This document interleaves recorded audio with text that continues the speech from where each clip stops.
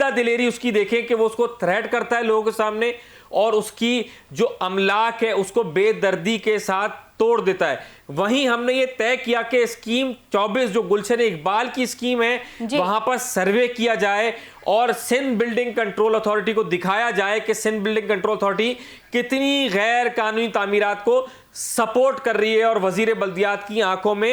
धूल झोंक रही है। लेकिन तो अभी फोकल पर्संस भी क्या राब्ता करते होंगे वजीर बल्दियात को, नासिर हुसैन शाह साहब को, कि देखिए हम तो इस पर एक्शन ले रहे हैं लेकिन एक्शन नहीं लेने दिया जा रहा, मिसमार नहीं करने दिया जा रहा, या फिर जो जैसे कि आपने कहा कि गैर कानूनी तामीरात का सिलसिला जो है वो शुरू है। क्या वजहात हम इसको ये तो नहीं कह सकते कि नासिर हुसैन शाह साहब जो हैं वो इस पूरे वाक़ये से लाइल्म हैं? देखें, वजीर बल्दियात सिंध सैयद नासिर हुसैन शाह एक सीनियर वजीर हैं और वो इससे कबल भी शहर के अंदर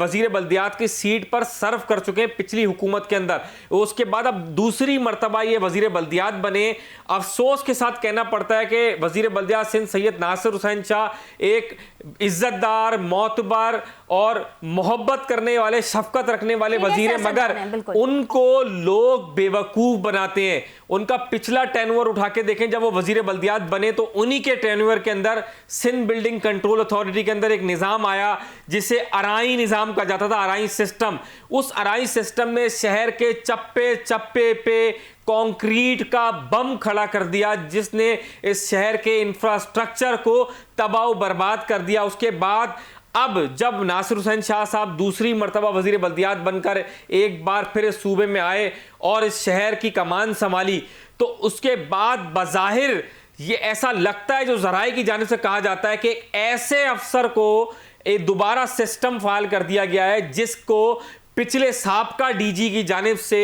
क्रिमिनल रिकॉर्ड के तौर पर उसका लेटर लिखा गया आईजी सिंध को कि इसके ऊपर एफआईआर दर्ज की जाए। ये वो शख्स है जो इस शहर में कंक्रीट का बॉम्ब तैयार करता है, गैर कानूनी तामीरात करवाता है और करप्ट लोगों का सिस्टम चलाता है। उसके खिलाफ साबका DG Sindh building control authority, यकीनी तौर पे बड़े नाम होंगे। वजाहत अगर आप बात कर रहे हैं गैर कानूनी तामीरात के हवाले से